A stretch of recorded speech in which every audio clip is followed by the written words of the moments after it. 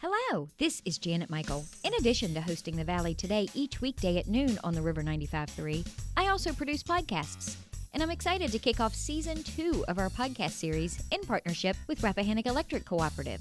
It's called We Are REC.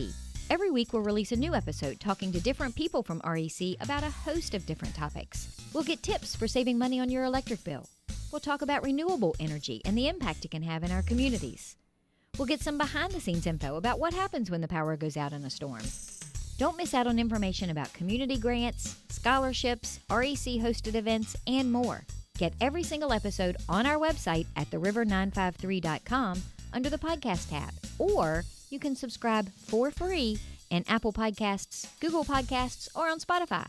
Just do a quick search for We Are REC.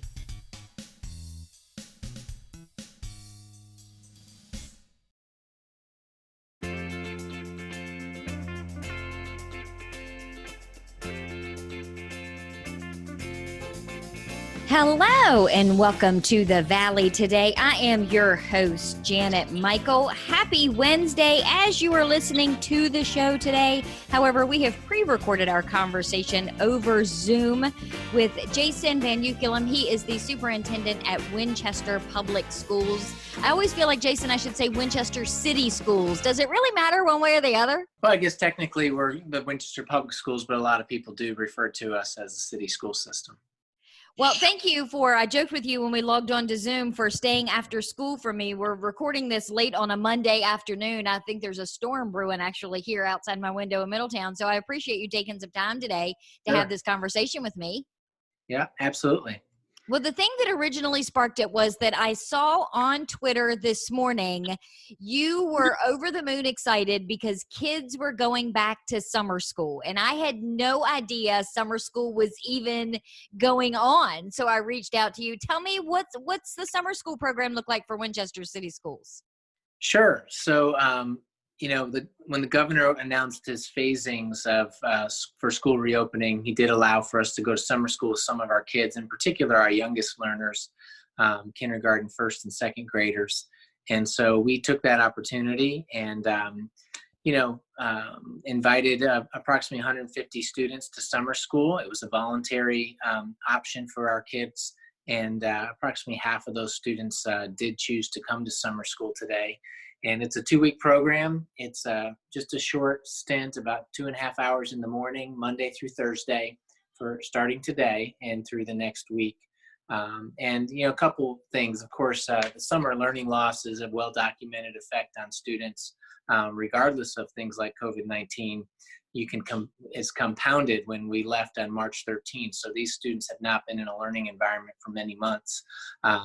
And so that's the most obvious reason we wanted to capitalize on this opportunity. But even in addition to that, I really am worried about the social emotional toll that COVID-19 is having on all of us, myself included, quite frankly.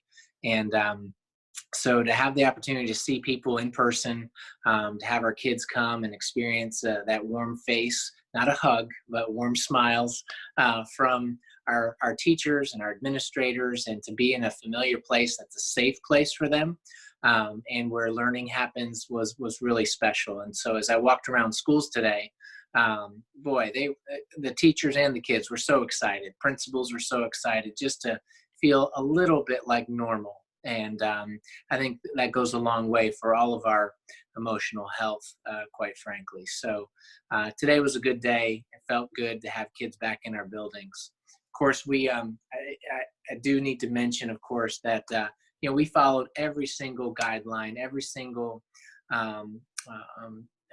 ruling from the VDH, the Virginia Department of Health, and the CDC. So it was a very safe operation. And I couldn't be more proud of our folks who implemented that.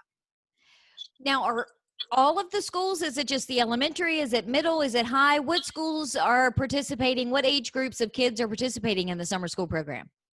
Yeah, it's all of our schools, K through 12. And so it's trying to meet the needs of students who really struggled to pass their classes at the high school. Or, when we closed down on March 13th, that was the beginning of the fourth quarter.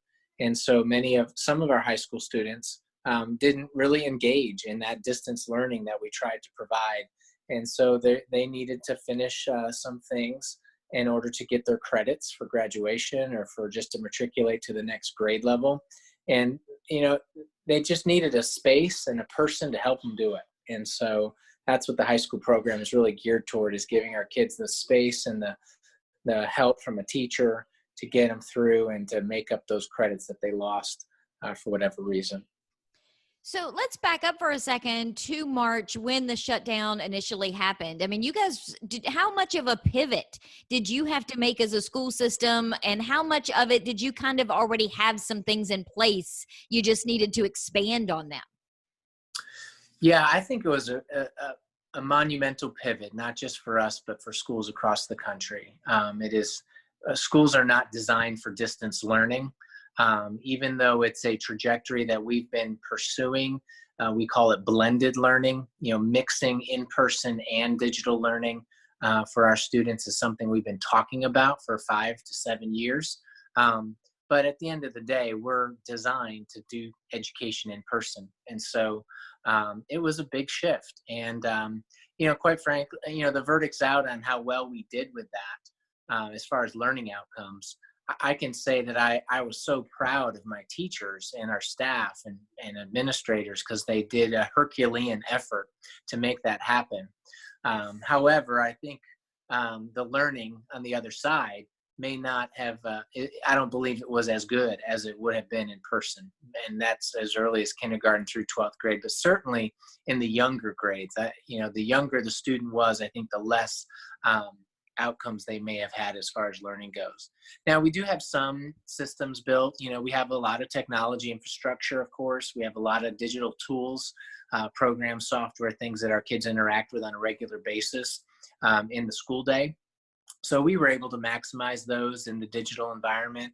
And of course, the device issue was something we already tackled in Winchester. So our kids already had access to Chromebooks in 6th grade through 12th grade.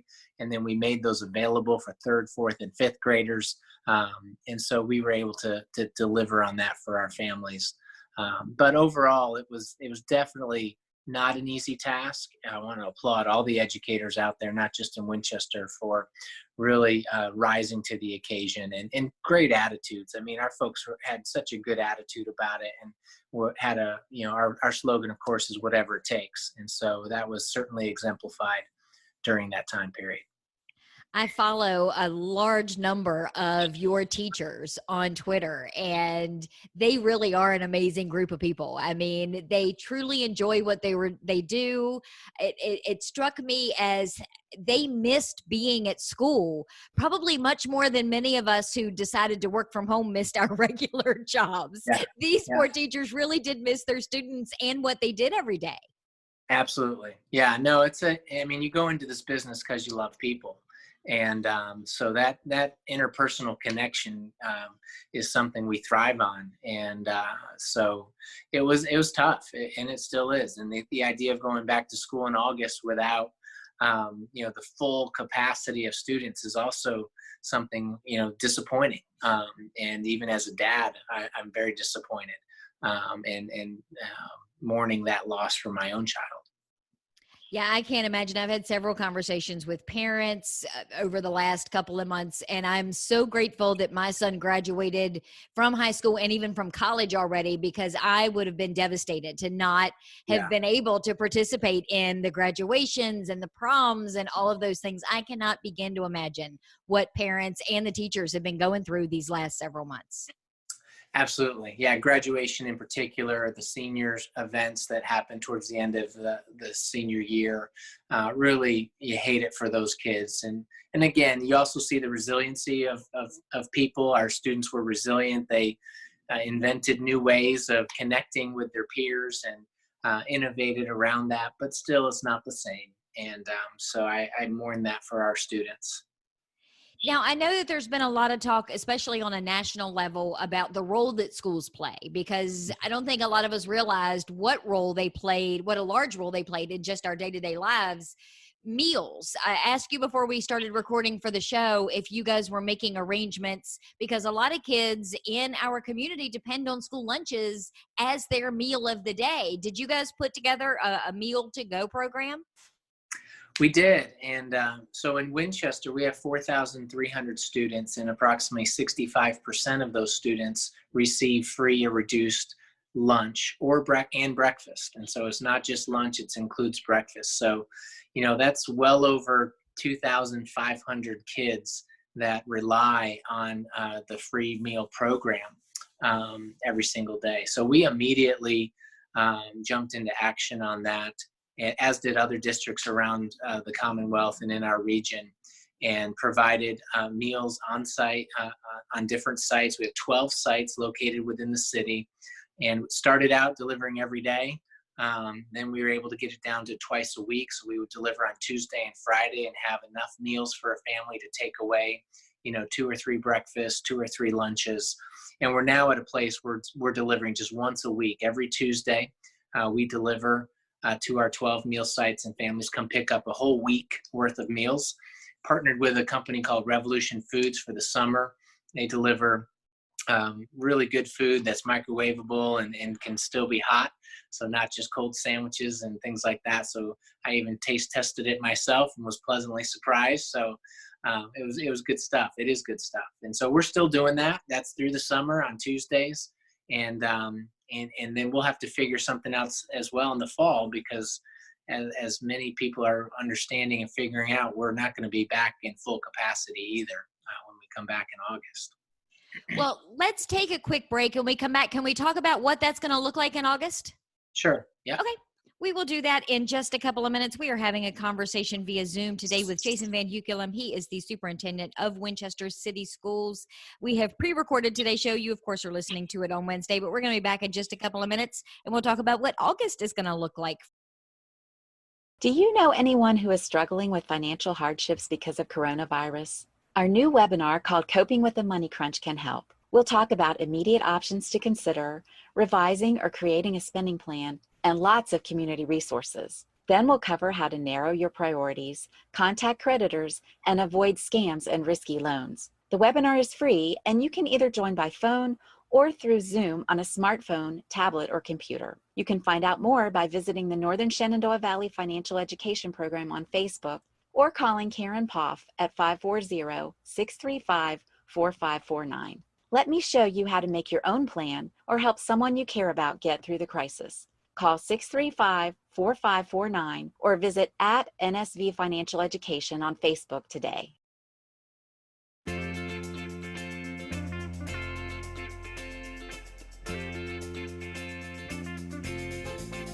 Welcome back to the Valley today. I am your host, Janet Michael. We have pre-recorded today's conversation via Zoom. We are chatting with Jason Van Hukelum. He is the superintendent of Winchester Public Schools.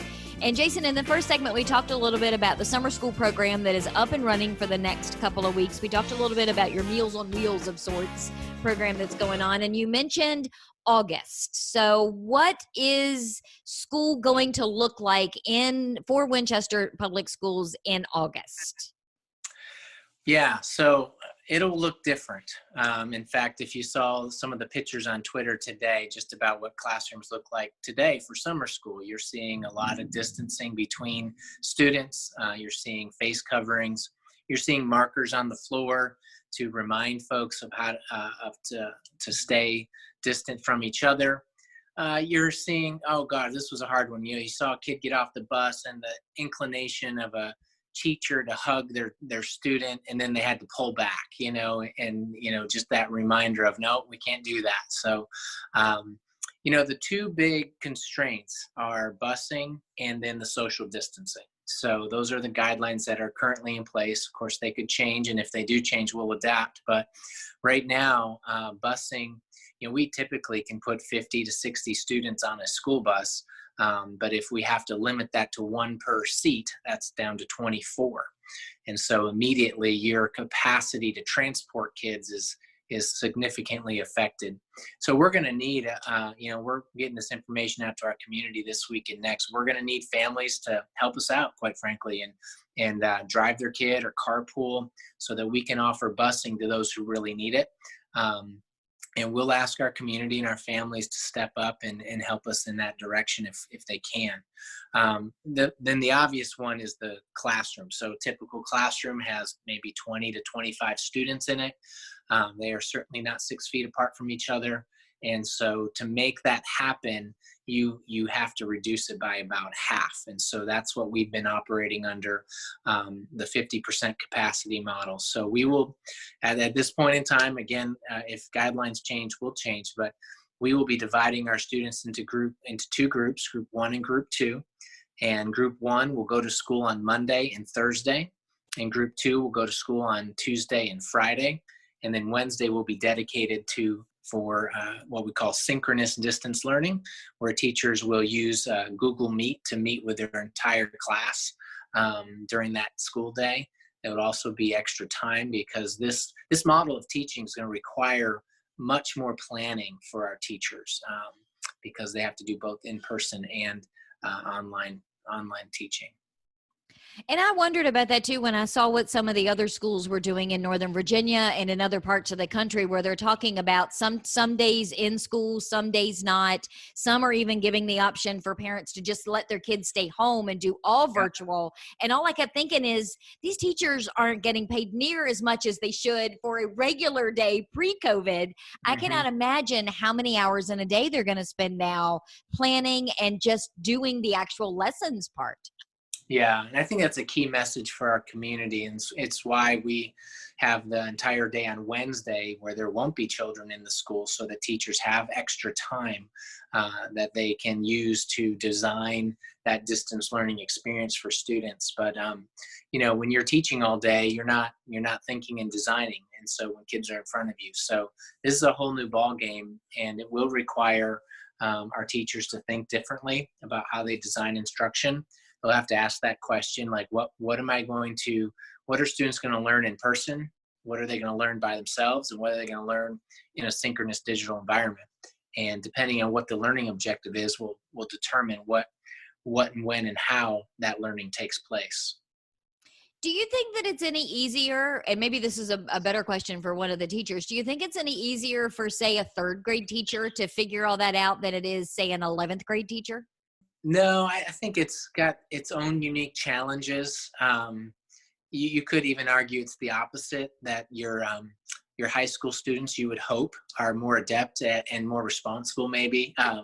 But then you and I both know high school kids that are not, including as I was saying that, all I was thinking is, wait, I know a lot of 11th graders that act like 3rd graders. Maybe that wasn't the best question to ask. Yeah. No, it'll have its own challenges, and I think that's again an important message. I don't care if it's kindergarten or senior. There will be challenges for both students, for teachers, and families. One of the biggest challenges for families is the obvious lack of childcare. We don't like to think of ourselves as a child care institution because we do a lot more than that. We're an education institution, but we certainly provide that service for 5 to 18-year-old children, where parents are able to go to work and know their kids are being taken care of and in a productive environment. And when you take that away, it's going to have an effect on our community, on the economy, et cetera. And I'm guessing you're going to also need that day Wednesday just to do a mass cleaning. I mean, you're going to have to go through pretty much on a daily basis, if not more often, even during the day, and just sanitize and clean and make sure that all those high touch surfaces have been cleaned. That's right. All of what you said is exactly right. And so in between classes, we'll have to wipe down the surface areas between students. Then in the evenings, every single night, it's a whole new level of enhanced cleaning. And then Wednesday will give us an opportunity to do even more of that. So that's a big piece of it as well. What about sports? I mean, I know that right now, I think the last thing I read was Valley High School sports hasn't really made a decision yet. They're postponing some things. I think even Shenandoah has said they're waiting until September to even consider starting like their football season or any of that stuff. What are you guys thinking about sports? Yeah, exactly the same thing. Now, VHSL, the Virginia High School League, they govern all of that for the entire state.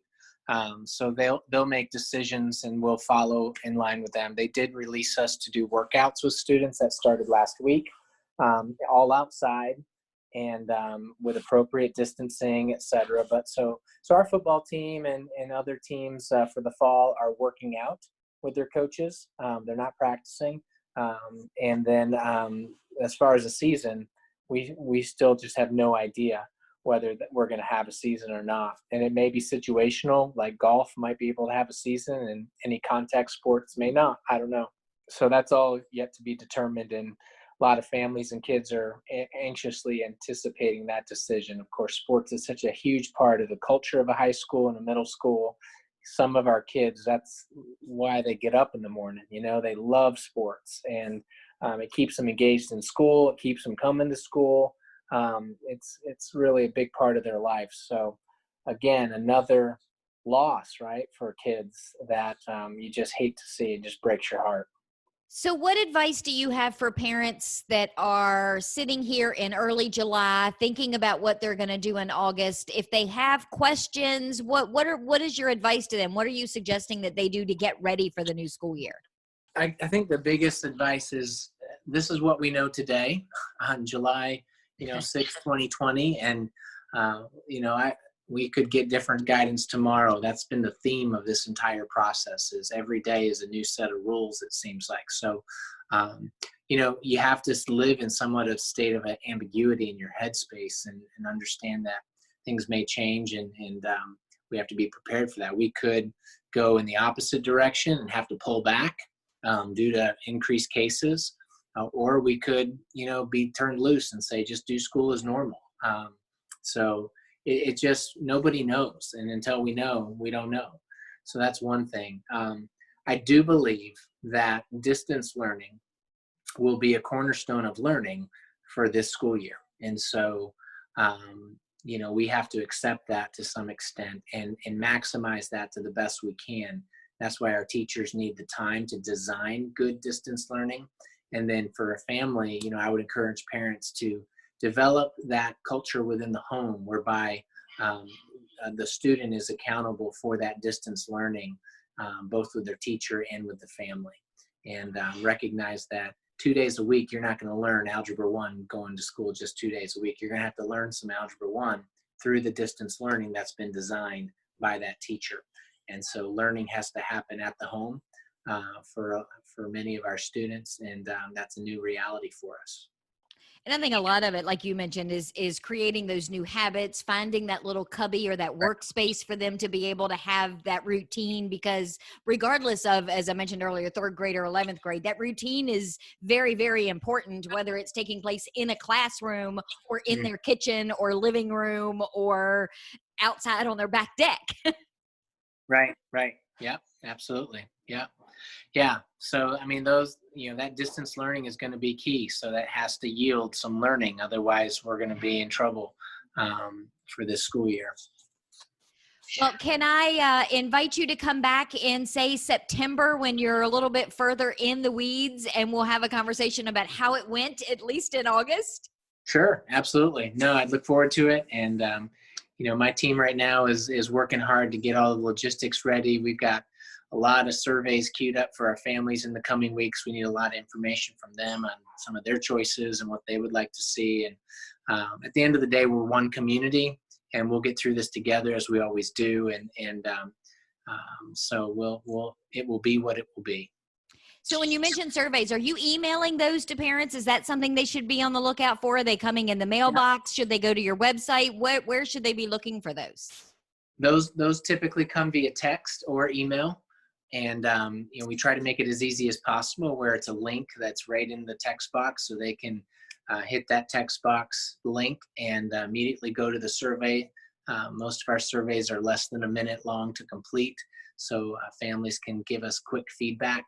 In particular, I'll say we will need data from our families on who wants to pursue a 100% distance learning option, because that will determine some of our other choices. So that survey is coming out first. That'll be on Wednesday. And then the next week on Monday, the 13th, we'll be sending a transportation survey. As I mentioned, transportation is going to be a huge issue because of the 24 capacity limit. And so we need to know exactly who needs transportation in order to make those routes. So those surveys will be coming in the next week or two. I will say that was one of the things that I always, I joked with you about being a county girl during the break. We were talking about lunch, and I said, hey, us county kids had a great school lunch. The one thing I was always jealous about when I was in school was that the city kids could practically walk to school. And I always wished I lived somewhere that I could just walk to my school. So at least you've got that kind of going for you for most of your schools. Absolutely. No, and I've heard from a number of families who are just very willing to do whatever it takes. If they need to walk, drive their kids, they're willing to do it. So yeah, I would have been one of those moms. I would have said, you just tell me when to get them there and I will make sure it happens. Well, Jason, thank you for taking some time to talk to me today. I do appreciate it. You bet. Thank you. We are going to wrap up today's conversation, and we'll be back on the air tomorrow a few minutes after noon. I'll have a brand new episode of The Valley Today ready to go for you.